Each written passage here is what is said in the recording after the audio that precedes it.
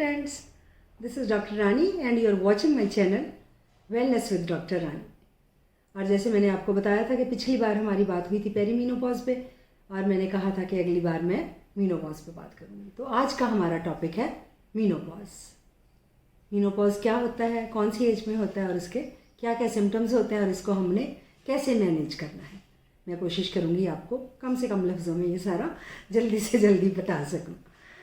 तो मीनोपॉज हम कब कहते हैं कि हो गया, जब हमारे पीरियड्स रिप्रोडक्टिव एज के बाद पूरा 1 साल के लिए बंद रहते हैं, रिपीट पूरा 1 साल के लिए, तो हम कहते हैं कि मीनोपॉज हो गया। रिप्रोडक्टिव एज के बाद क्यों बोलते हैं? क्योंकि रिप्रोडक्टिव एज में जब हम मदर बन रहे होते हैं, जब प्रेगनेंसी होती है, तब भी हमारे पीरियड्स ड्यूरिंग प्रेगनेंसी बंद होते हैं, लेकिन वो मीनोपॉज नहीं होता, वो प्रेगनेंसी की वजह से बंद है। जब हमारी फैमिली कंप्लीट हो जाती है, हमारी रिप्रोडक्टिव एज निकल जाती है, बच्चे जितने हमें चाहिए वो हो गए, तो उसके बाद जब हमारे पीरियड्स 1 साल के लिए बंद हो गए तो हम कह सकते हैं कि हमें मीनोपॉज हो गया। मैंने पहले बताया था पेरीमीनोपॉज जब पीरियड्स बंद होने की तैयारी कर रहे हैं, वो 2 साल तक भी चल सकता है। मीनोपॉज मीन्स जब 1 साल बंद हो गए तो हम डिक्लेयर्ड है कि ये मीनोपॉज है। उसके बाद ब्लीडिंग ना होती है, ना होनी चाहिए। तो मोस्ट इम्पॉर्टेंट है कि आपको पता होना चाहिए। लेकिन इसकी अगर कहें कि कब होते हैं, एज अर्ली एज 35 भी हो सकते हैं, किसी को एज लेट एज 55 भी हो सकते हैं। इट ऑल डिपेंड्स, आपकी जेनेटिकली, आपकी फैमिली हिस्ट्री पे डिपेंड करता है, बहुत सी बातों पे डिपेंड करता है, आपके हार्मोन्स पे डिपेंड करता है। तो देखिए पीरियड्स की इंपॉर्टेंस क्या है। पीरियड्स की इंपॉर्टेंस मोस्टली हमें रिप्रोडक्शन के लिए, कि हमें फैमिली चाहिए। जब हमारी फैमिली कंप्लीट हो जाती है तो अगर ये हमें और कोई साथ में अंडरलाइंग रीज़न नहीं है, तो हम अगर 35 पे भी मीनोपॉज हो जाती है तो उसको लेकर हमें कोई ज़्यादा चिंता करने की ज़रूरत नहीं होती। तो एवरेज एज जो इसकी हम मानकर चलते हैं वो है कि या तो लेट 40s या अर्ली 50s, जो मेजॉरिटी ऑफ द केसेस में होती है। लेकिन रेयर केसेस में मैंने जैसे बताया कि एज अर्ली एज 35 और लेट से लेट 55 भी हो सकती है। तो जब हमें 1 साल के लिए पीरियड्स नहीं आए, मीनोपॉज डिक्लेयर हो गया, फिर उसके बाद जो हमारे सिम्टम्स आते हैं, जो लक्षण आते हैं, वो हम कहेंगे कि वो हमारे सिम्टम्स रिलेटेड टू मीनोपॉज है। वो क्या क्या होते हैं?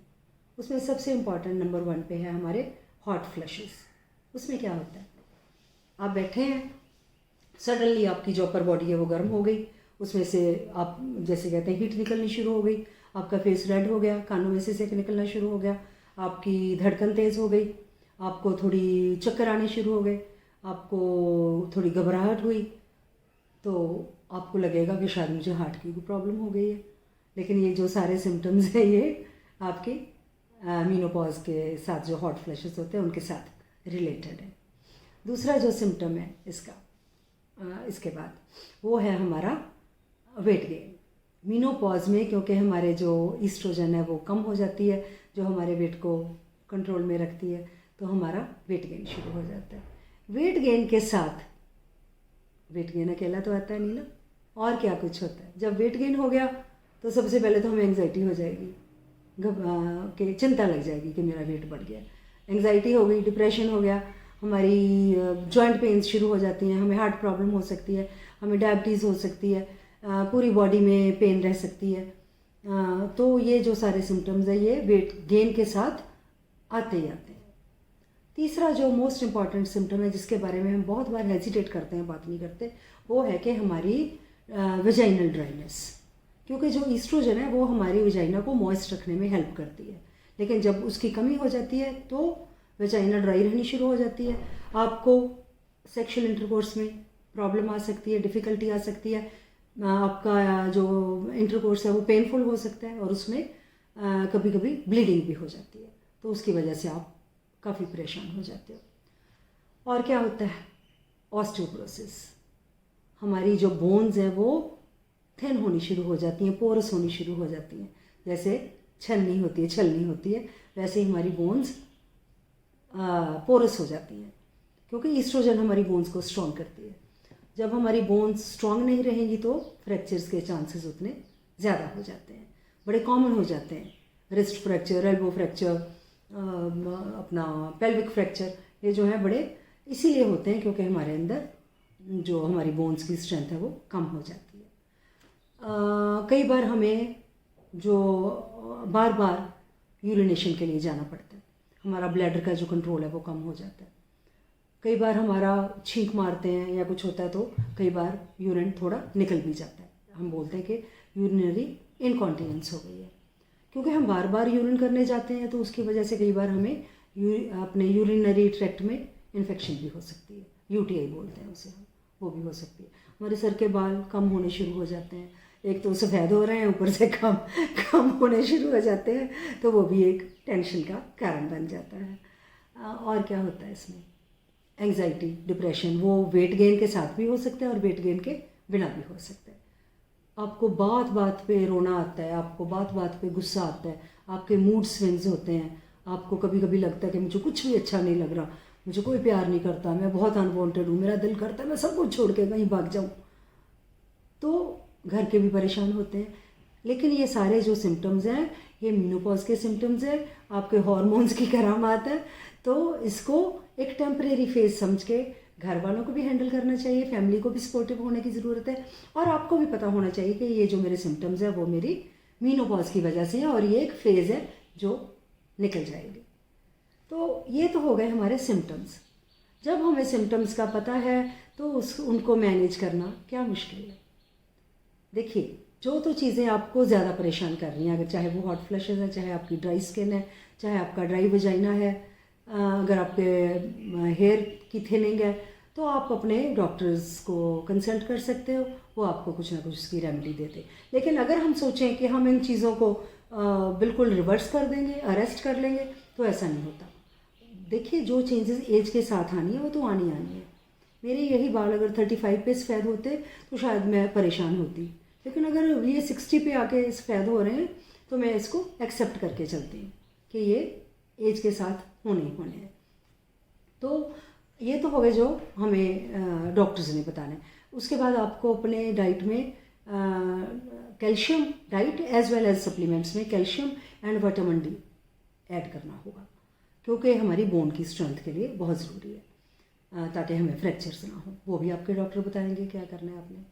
जो एंग्जाइटी, डिप्रेशन है, आपको नींद ना आने की प्रॉब्लम है, उसके लिए आप काउंसलिंग ले सकते हैं, किसी की सलाह ले सकते हैं, साइकोलॉजिस्ट को पूछ सकते हैं, साइकेट्रिस्ट को भी पूछ सकते हैं, तो वो आपकी हैंडल हो जाएगी। ये सब तब ज़रूरत पड़ती है जब ये सारे जो सिम्टम्स हैं ना वो एक्सट्रीम में होते हैं। अगर ये आपके मैनेजेबल है तो you can easily manage them on your own also. तो इसके अलावा अगर आपके सिम्टम्स बहुत सीवियर हैं तो ये आपके डॉक्टर डिसाइड करेंगे कि क्या आपको HRT की ज़रूरत तो नहीं है। HRT क्या होता है? हार्मोनल रिप्लेसमेंट थेरेपी, कि आपके जो हार्मोन्स अब कम हो गए हैं बॉडी में, उनको हम एक्सटर्नली आपको किसी फॉर्म में देकर, ताकि आपके जो सिम्टम्स हैं वो थोड़े माइल्ड हो जाएं, आप उनको हैंडल कर सको। लेकिन ये सिर्फ और सिर्फ आपके डॉक्टर डिसाइड करेंगे। और मैं कहूँगी कि HRT शुरू करने से पहले आपको 2 या 3 डॉक्टर्स का ओपिनियन ज़रूर लेना चाहिए और अपनी बॉडी को खुद असेस करना चाहिए कि मुझे HRT की ज़रूरत है या नहीं है। तो इसके बाद रह क्या गया? Weight gain. ये जो वेट गेन है, ये तो देखो आपकी एज कोई भी है, वेट गेन तो जब भी होगा तो अपने साथ बहुत सारी प्रॉब्लम्स और लेकर आएगा। सो अपने वेट को कंट्रोल में रखना ताकि आप अपनी एक एक्टिव लाइफस्टाइल रख सको, बहुत ज़रूरी है। उसके लिए हमें high fiber diet, lots of vegetable, lots of fruit, nuts, balance diet, small portions लेकिन फ्रीक्वेंट पोर्शंस, ज़्यादा बार खाएंगे लेकिन थोड़ा थोड़ा खाएंगे। Dietary changes, no oil, no fats, no sugars, तो वो तो हमें चेंजेस करने ही पड़ेंगे। और उसके साथ साथ अगर if some female is into alcohol और टोबैको, तो उनको भी हमें छोड़ना पड़ेगा। मेरा मतलब है कि अगर हमने अपनी हेल्थी लाइफस्टाइल जीनी है ना 50 और 60 के बाद में, तो हमें अपनी लाइफस्टाइल में ऑब्वियस चेंजेस लानी पड़ेंगी। डॉक्टर की सलाह के साथ हमें जो मेडिकेशन है वो भी लेनी पड़ेगी, और अपने आप को पॉजिटिव रखना भी बहुत ज़रूरी है। अपने आप को मेंटली प्रिपेयर करना और एक्सेप्ट करना कि ये मेरी जो प्रॉब्लम्स हैं ये मेरी अकेले की नहीं है, बाकी सब में भी ऐसे ही हो रहा है, किसी को कम किसी को ज़्यादा, तो हम इसको स्मूथली हैंडल कर सकते हैं। और ये जो हमारी ट्रांजिशन है फ्रॉम पेरीमेनोपॉज टू मेनोपॉज, ये कंपैरेटिवली काफ़ी इजी हो सकती है। तो मेरा ख्याल है कि मेरी आज की बात से आपको कुछ ना कुछ फ़ायदा तो ज़रूर हुआ होगा। आप फिर भी मेरे से कोई बात पूछना चाहें तो आप मुझे मेल कर सकते हैं, या आप मुझे इनबॉक्स में कमेंट्स में पूछ सकते हैं, and please don't forget to like, share and subscribe to my channel wellness with doctor Rani. अगली बार हम कोई और नया टॉपिक लेकर आएंगे, कोई और बातें लेकर आएंगे। Till my next video, please stay happy, stay blessed. Take care. Love you all. Bye bye.